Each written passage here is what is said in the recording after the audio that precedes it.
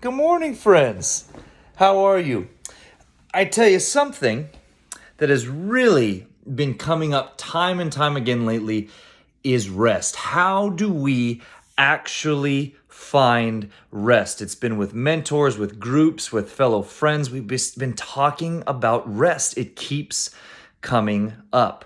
And something I found is that the past few weeks, actually, even throughout COVID, I've been experiencing, my weekends or my time off. We are blessed to have this new house, but I'm getting busied with all the errands and the honey-do lists and everything, the stuff to do around the house. And I busy myself with things, and I find that whether I'm doing things around the house or even going and being with people, at the end of my weekend, I'm tired.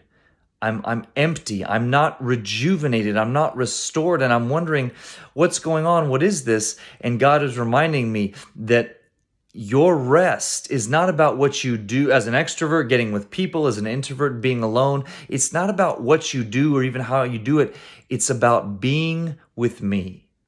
Rest is about being with God. St. Augustine said it, that our souls, our hearts were made for God, and they will not find rest until they rest in Him. Our rest in rejuvenation is only found in God. Matthew chapter 11:28 says, "Come to me, all you who are weary and heavy laden, and I will give you rest. Take my yoke upon you and learn from me, for I am lowly and humble in heart, and you will find rest for your souls, for my yoke is easy, my burden is light." And so a yoke is what they used to make for oxen, so that it fit those oxen just perfectly and that they wouldn't break it or they wouldn't fall. And they could pull, they could do the work they were called to do. And our yoke, the yoke of Jesus, is perfectly suited for us. It's not a heavy burden to bear. It's easy. But that yoke, that burden, is to trust Him, to know Him, to be with Him, to abide with Him and dwell with Him daily. That verse says that Jesus is lowly and humble in heart. He doesn't believe that He has to do everything. We believe, kind of as an American thing, we have to do everything. We have to accomplish, succeed, all this true work that lasts, that is worth something, is only flows from our being. We can do so much and accomplish very little.